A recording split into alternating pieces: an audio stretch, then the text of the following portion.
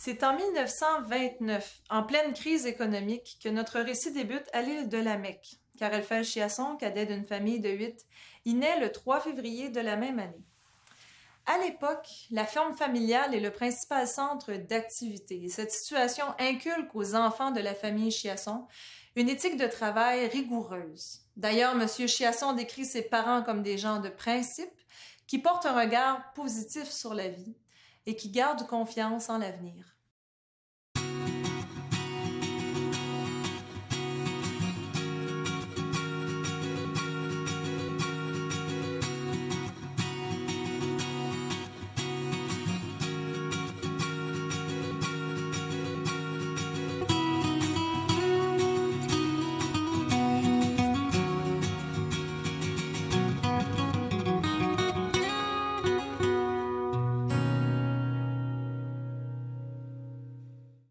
Depuis presque un demi-siècle, cet entrepreneur a compris qu'il est possible de réussir sans s'expatrier. Le fondateur de la mousse acadienne, M. Elfej Chiasson. Bonsoir. Bonsoir. Monsieur Chiasson, vous avez littéralement bâti de vos propres mains la première tourbière. Oui, j'ai débuté ça en 65. Je pense que c'était le 1er mai 65. Quand on a commencé à exploiter les tourbières, faire les canaux de drainage, d'égouttement, puis c'est moi-même qui l'ai fait avec un employé. J'avais ma pelle, puis ensuite de ça, je l'ai dépelleté. Il faut être décidé. Oui. Mais j'étais déterminé à faire quelque chose pour ma famille. C'est de là que j'ai commencé à faire le développement sur la tourbière. Je pense que M. Chiasson, dans la région, est perçu comme une personne qui a persévéré dans ce qu'il a voulu faire. Il est quand même parti de rien. Et puis, il a monté une industrie qui a eu un impact économique important dans la région, beaucoup impliqué socialement au cours de toute sa carrière. Ça fait, je pense que lorsqu'on regarde M. Chiasson du côté communautaire, ça a certainement été un atout très, très important pour la région ici. Une tourbière. Étiez-vous le premier à parler de la tourbe, à vouloir exploiter la tourbe? Il y avait Fafard Peat Moss qui était à Chupagan, et il y avait Atlantic Peat Moss qui était à la Mecque. Mais dans les Acadiens, les gens du Nouveau-Brunswick, j'étais le premier. Francophone. À avoir une tourbière. À avoir une tourbière. Fonctionner en français. Fonctionner en français. Okay. Et financé par de l'argent local aussi. Qui ont cru en vous. Ceux qui ont cru en moi m'ont fait confiance. Ils ont bien fait de croire en vous parce que maintenant, votre compagnie, en fait, vous en avez plusieurs tourbières. Vous vendez votre tourbe dans le monde entier. Oui, je pense que quand j'ai pris ma retraite, je pense que je vendais dans 6 ou 7 pays. C'est un genre d'ambassadeur, je dirais, Elfej acadien. Quand j'ai été embauché, la première chose qu'il m'a dit, il dit « Je t'embauche, mais je veux que tu déménages à la Mecque. » Parce qu'il m'a dit, tu sais, là, le travail, c'est à la Mecque, c'est une entreprise de la Mecque, je veux que ça, côté tout ce qui est finance, tout ça, reste à la Mecque.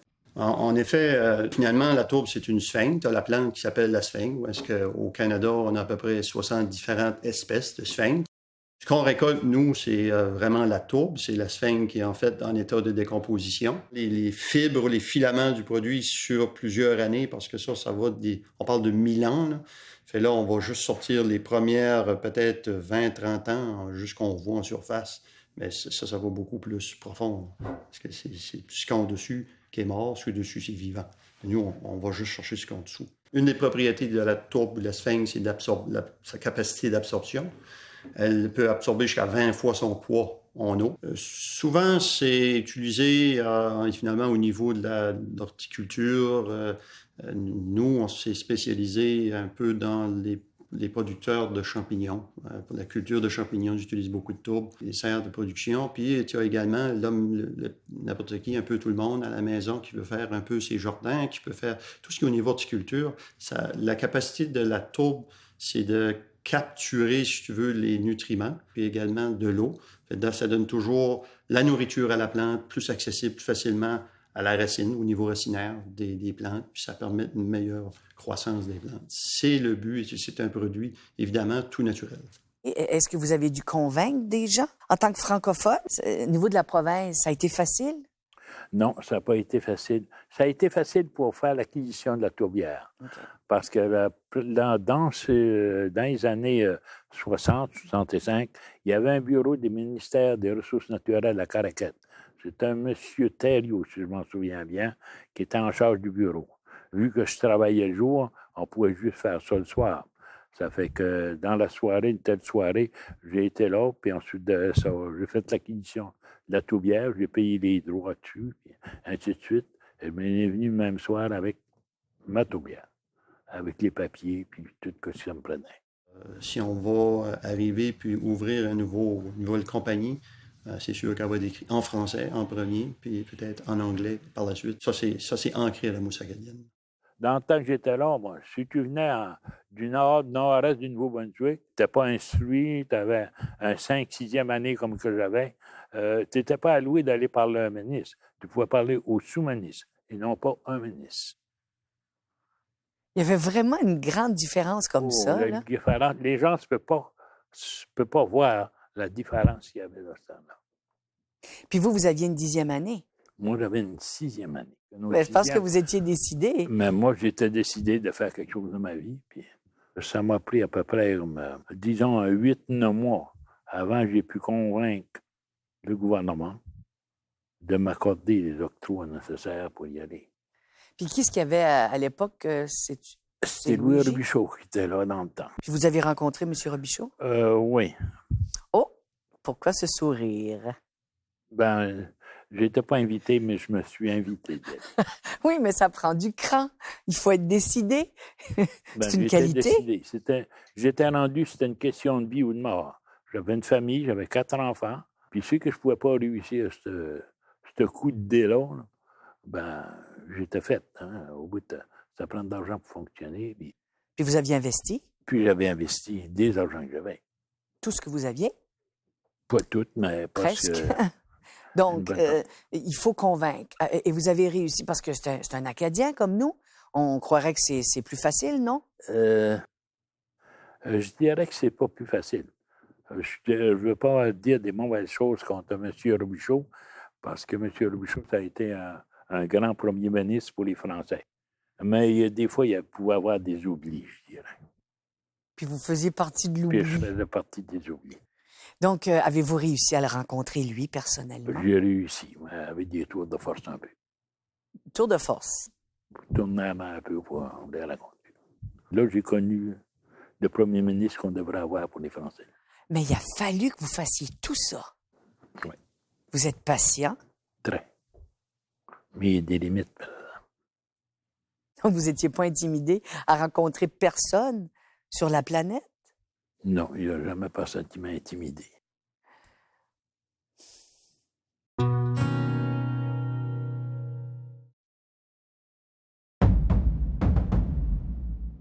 Puis, les ressources naturelles, les gens des ressources naturelles me disaient tout le temps que ça prenait 3 ans avant d'être capable de placer un bel tube sur le marché. Puis moi, je lui ai dit, je peux vous prouver que je suis capable de le placer en dedans d'1 an. Puis, dans 11 mois, j'avais de la toube qui était chez les marchés américains. Mais pour ça, il a fallu en faire. Il a fallu acheter certaines pièces d'équipement, des presses, crocheurs, des concasseurs, puis ainsi de suite. Mais j'avais pas de moulin, pas d'usine de construit. Donc, j'ai venu ici, en arrière de Tracadie, puis j'ai demandé la permission si que je pouvais couper ce bois-là, parce que les autres, c'était plus bon pour faire du papier, eux autres, donc ça avait brûlé. J'ai dit, comment ça va me coûter? Il dit, je vais te vendre ça 50 pièces la corde. Puis il dit, tu peux en couper tant que tu voudras. Ça fait que j'ai monté ici. J'ai passé l'automne, à partir du mois d'octobre jusqu'au mois de décembre, jusqu'à la fin de décembre, d'un petit camp de 8 par 16. Je descendais de chez nous le lundi matin, puis je m'en retournais de chez nous le samedi soir. J'ai coupé au-delà de 100 cordes de bois, puis tout descendu ça chez nous. On s'est fait un petit moulin à pousser avec notre vente. Puis ensuite de ça, on a tout scié de ce bois-là pour faire l'usine. Puis ça a été comme ça. J'étais là, tu peux t'imaginer 6 jours dans le bois brûlé, comment est-ce qu'on sortait propre le samedi. Tu peux voir que ça ne s'est pas fait tout seul, cette affaire-là. Oui, mais vous avez travaillé. Oui, travaillé. On peut dire ça, travailler. Mais je suis content de l'avoir eu fait. Je suis fier de l'avoir eu fait. Les premières étapes sont évidemment de bien irriguer le terrain afin de permettre de sortir les eaux de la tourbière et évidemment utiliser les équipements pour avoir une bonne flottaison et puis commencer à travailler la sphinge comme telle. Les premières étapes sont le drainage. Ensuite de ça vient de défricher la surface pour nous permettre ensuite de ça d'envoyer des équipements de récolte. Il faut traiter le produit ou conditionner la tourbe pour avoir un meilleur séchage. Puis de façon qu'on fait, c'est des herses, c'est des pièces d'équipement qui permettent de faire des petits ondins sur la tourbière. Ceci augmente, si tu veux, la surface de contact avec le soleil pour nous permettre un plus gros volume. Puis également, c'est un peu comme sur le sable, quand tu as de la pluie, une grosse précipitation, le sable vient à seller sur le dessus. Ça ne sèche plus. Il faut que tu commences à travailler, casser ce cil-là, ce saut-là qui se fait. Puis là, ça permet le processus de séchage. Lorsque le séchage arrive au point, on parle d'à peu près de 40, 45, 50 % d'humidité. Là, on envoie les équipements de récolte qui sont des aspirateurs. C'est des équipements attelés sur des tracteurs. Puis active une fan sous pression, fait de la pression négative qui fait juste l'aspiration de la tourbe dans un cyclone. Parce que par principe de gravité, les cyclones, le produit tombe dans le fond du contenant et l'air ressort de l'extérieur. De là, on fait des empilements qui est ensuite acheminé à l'usine. Et puis, à l'usine, ce qu'on fait principalement, c'est évidemment, de la tourbe. Il y a beaucoup d'éricacées, il y a beaucoup d'arbustes sur une tourbière. Donc, finalement, on retrouve de la racine ou des petits copeaux de bois. Le traitement est évidemment de ressortir tous ces copeaux-là autant que possible. On tamise la tourbe pour en ressortir le produit finalement brut qui est la sphinge, la tourbe, qui est compressée ensuite de ça dans différents formats, 2 pour 1, dans d'autres mots, pour 1 pied cube. De produit en sachet, tu as 2 pieds cubes de tourbe. C'est très, très mécanisé. C'est des équipements qui ont été développés depuis 20 à 30 ans, avant que c'était de la coupe en bloc. Beaucoup manuel, avec une pelle, puis maintenant, c'est beaucoup plus mécanisé. Il y a des tendances maintenant beaucoup plus automatisées également. Là. Au niveau de l'ensachage du produit, la main-d'œuvre est toujours présente. On a toujours un besoin de main-d'œuvre. En 1971, M. Chiasson ouvre une seconde tourbière, soit la tourbière de la Mecque, afin de percer le marché du Japon, qui regorge d'excellentes opportunités d'affaires. 65 à 71, 6 ans après votre première tourbière, vous pénétrez le marché japonais. Oui. 6 ans après. Comment ça se fait, ça? Ça s'est fait de cette manière-ci. Je n'ai pas été direct avec eux autres. Il y avait un broker de Saint-Jean. Puis ensuite de ça, il y avait eu des contacts avec le Japon. Puis les Japonais voulaient avoir de la tourbe. Puis lui, il a eu les contacts. Il m'a rencontré. Puis ensuite, on s'est entendu qu'on allait faire ensemble avec. Oui, c'est certain que fonctionner, la façon qu'on fonctionnait 30 ans passés, c'est quand même assez différent aujourd'hui. Je veux dire, dans ce temps-là, je me rappelle, lorsque je voyageais avec Elfest, je prenais le voir des clients. Des fois, on avait des ententes, puis c'était verbal. Je me faisais dire par d'autres producteurs que j'allais me faire embarquer, puis c'est ça. J'ai dit, ouais, vous venez vous la faire comme vous voulez, mais moi, je m'en amène comme que je veux le voir.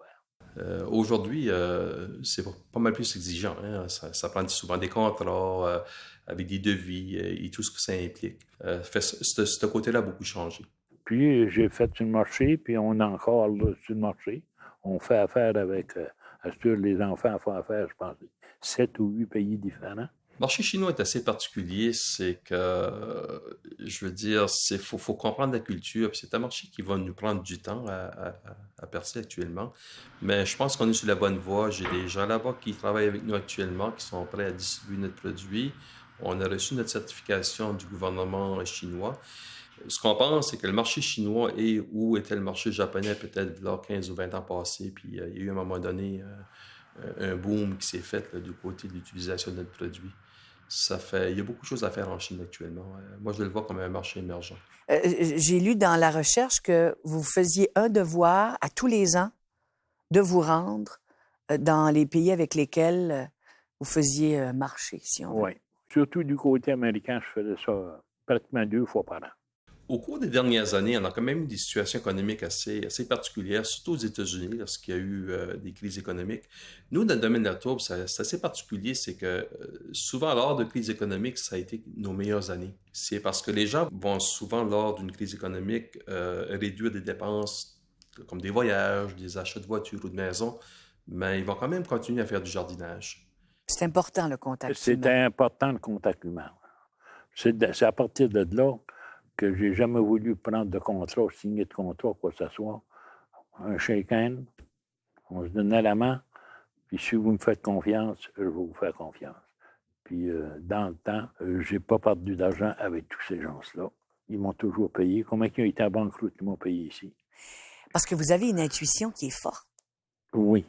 Après, j'ai parlé une dizaine de minutes avec une personne, je peux prendre des décisions.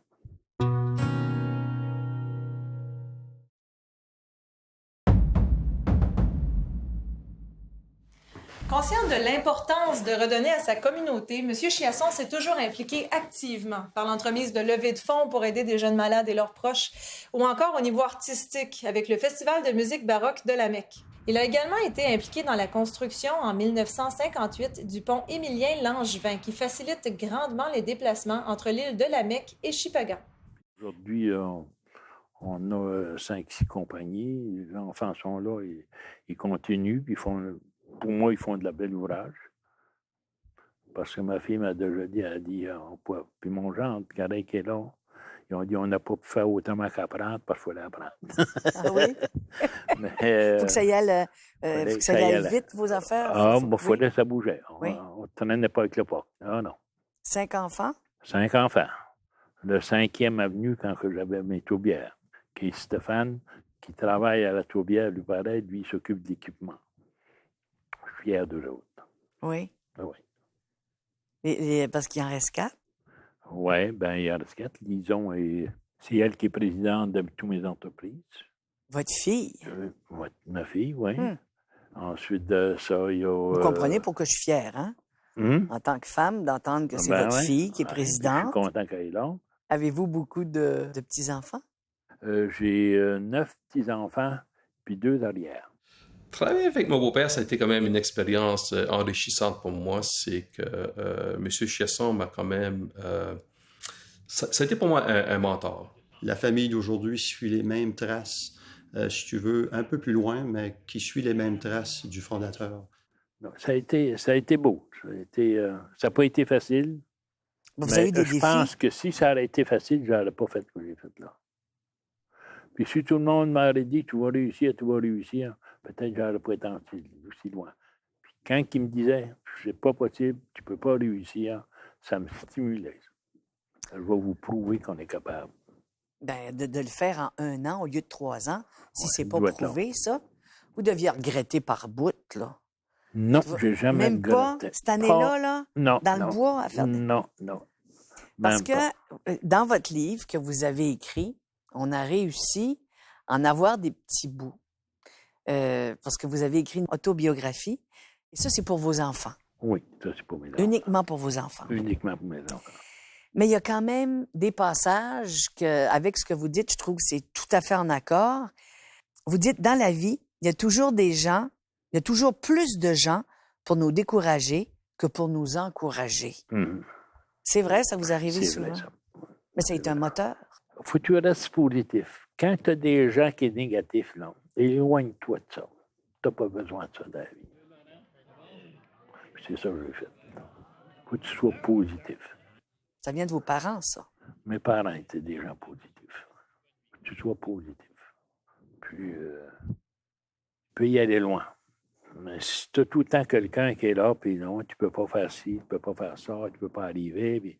Non, ça, c'est du négatif. Puis le négatif, tu vis pas vieux avec ça. Vous aviez dit aussi, si on n'avance pas, on recule. C'est juste, oui. Ouais. Fait que vous avez c'est pour ça qu'on avance en cours dans nos entreprises. On ne recule pas, on avance. Quand tu as fini d'avancer, tu as fini. Ça a été dur pour vous en 2000 de prendre votre retraite. Très dur. Pourquoi?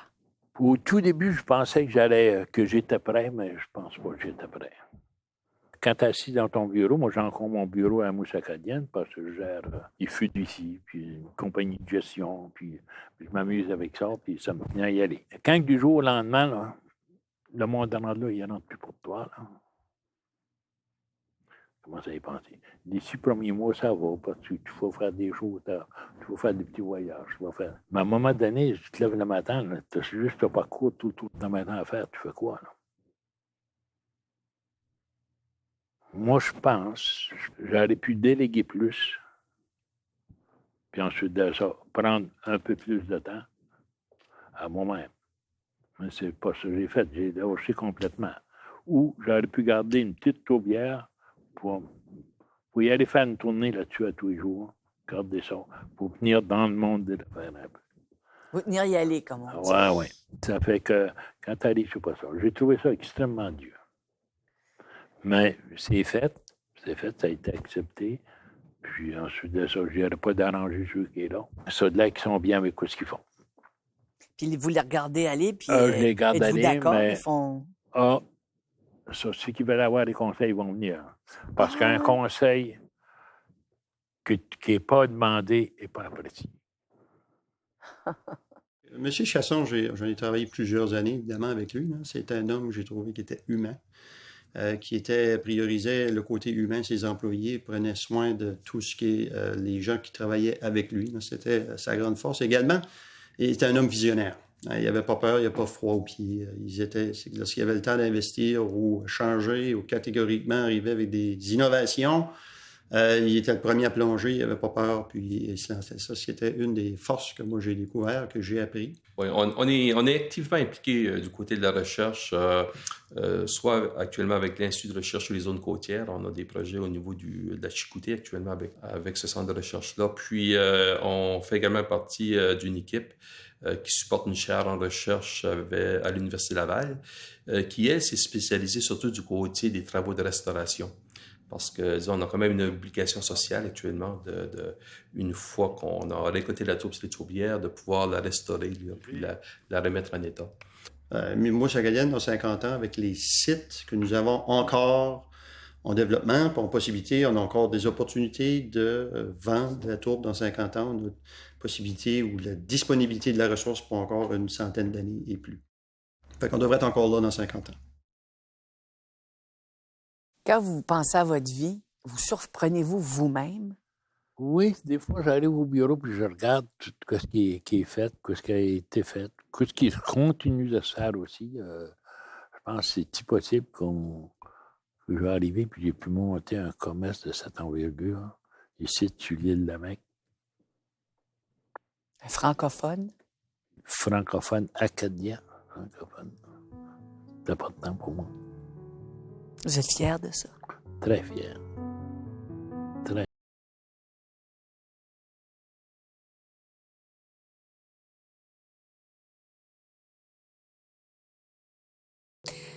Des livres, vous pourrez s'en écrire et s'en écrire avec ce que vous avez vécu. C'est un honneur pour moi de vous parler.